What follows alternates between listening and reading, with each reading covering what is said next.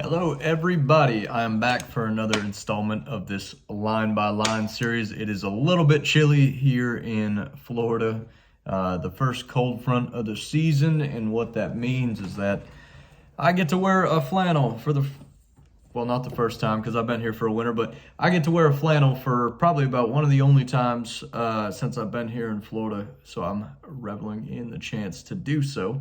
But today I am going over line for line, line by line with Hold That For You, my song that I put out just before Foundation. I'm kind of working my way backwards through the songs that I've written and put out and everything. Obviously, there's plenty more songs that I got to go through and stuff. And so right away with this song, we knew it was going to be a powerful song, something that's going to be upbeat, driving heavy. People are going to hear it right away, and it's going to kind of smack you in the face a little bit. And so whenever I had it, I just had that chord progression, which is only like 3 chords, just goes up and down, up and down, up and down. What Brandon had the idea for was basically just that drum beat, and he just wanted to start bare, and everything kind of builds up into where it's going.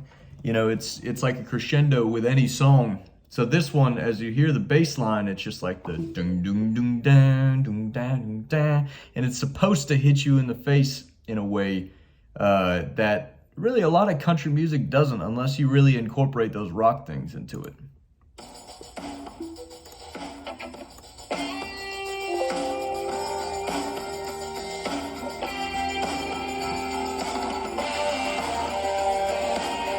A driving rock beat that just gets people going and upbeat and excited. One hand on the console and another on my heart. Pretty eyes sparkling off my dashboard. So right there, I'm trying to set a scene. In that scene, a lot of times whenever we lived in Tennessee, Christina and I, we like to go out to eat a lot and do a lot of things out. So basically, it's just that scene, whether you're going there or coming back, especially like during the wintertime when the sun's not really out a lot. You just got, the dome light you're in, because at this time we had the truck, and just going back and forth place, that quietness, that kind of only you and your significant other really feel or go through together in that moment. It's supposed to set that scene there. Just that driving beat makes you feel like you're just driving along to it.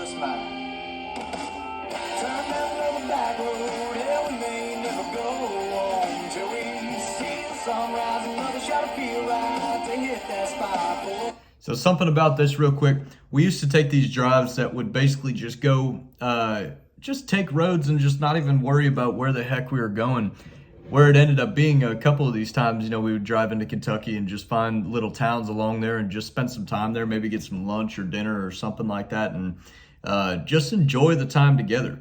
And whenever you go out and you do that, there's no purpose, there's no rhyme or reason to what you're doing. You're just finding new roads, finding ways that you can pass the time and have new experiences, because you find so many things along the way.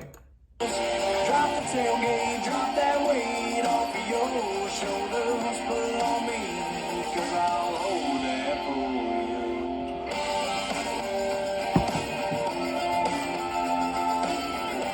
you.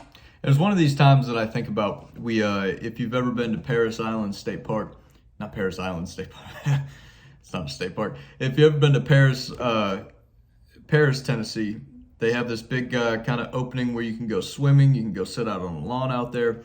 And about the time that I got my truck, the first kind of trip that we took kind of aimlessly ended up there. And we just spent the afternoon there hanging out, just dropped the tailgate, just taking everything in.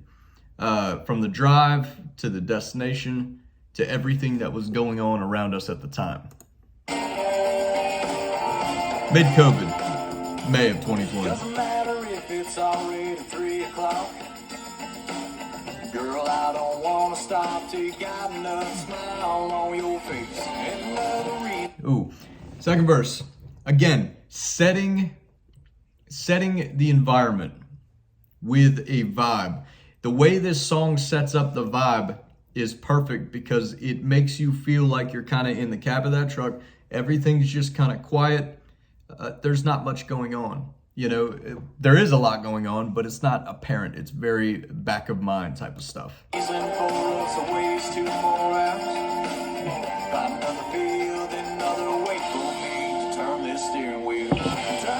back to that driving. 45, 50 miles an hour. Not interstate, but just stuff that just makes sense. At least makes stuff make sense. My favorite part about this here is that it doesn't go straight into the solo. It doesn't hit you right in the face and then boom, right there.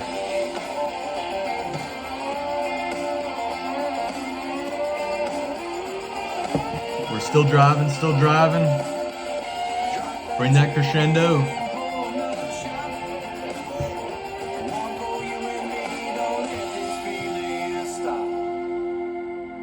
Now just hit him with that slow bridge. Bring it back to the cab of the truck. Just a dome light. Turn up to the back road, hell we may never go home till we see the sunrise and we'll shut feel right to hit that spot course. Drop the tailgate, drop that. This was important to me. And he interpreted that perfectly because the first video that I sent him, it had those hits in it. And I wanted that last chorus to really hit you directly in the face. Something that was the crescendo, the peak of the song. We went up, we hit it about here, and then it comes down to that bridge right here, and then boom, it goes back to 100.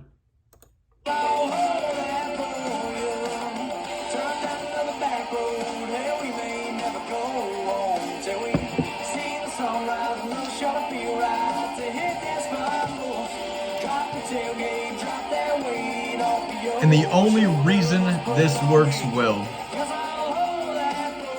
is because of the feeling that goes behind the song. It's easy to look at this song and say, well, it doesn't have much meaning to it. It's kind of commercial friendly. It does have a commercial aspect to it, but when you hear these stories behind the songs, and that's what I want you to relate it to, because I don't believe in art being used as a form of business in a way, something that's transactional in nature. You are training your brain basically to express what you want to express in a music form. And a lot of that comes from the lifestyle you live, the things that you do. If you're trying to write for money or you're chasing a songwriting deal or something like that, and you're not really writing things that you know or do, then you're not making art. You're making a product, which a lot of people see music as a product. It is not a product. It should be something that you're expressing. It is a piece of art. Art isn't an industry. But you gotta have people around you, like Brandon here, who can take that translation and help your brain put it into something that's expressible. Getting the right vibe. Expressing that vibe in a way that is digestible for other people to get what you're trying to say, almost like a translator. And that's the idea behind someone producing your music or putting your music out there for people. It's making sure that it gets translated in the right way. Because so many things can go wrong, whether it be a bad quality recording or you just didn't spend enough time on the songwriting or thinking about what it meant to you, that you couldn't actually try and express that to the person that you're working with. A lot of people do it themselves, and that's great, but I like having that collaboration aspect that puts it into a different mindset. How is this being perceived by other people? You should have those people in your life that you're sending these things to so that they can say yay or nay, or they take it and make it something more than you could have ever have. So there is my line for Hold That For You. I know a little less substance than Foundation as far as, because it's pretty straightforward, but it's meaningful. It's art. It's not a product. It is a piece of art that was expressed through my mind. So thanks for listening. there's our second episode in the line by line series. Thanks for hanging out.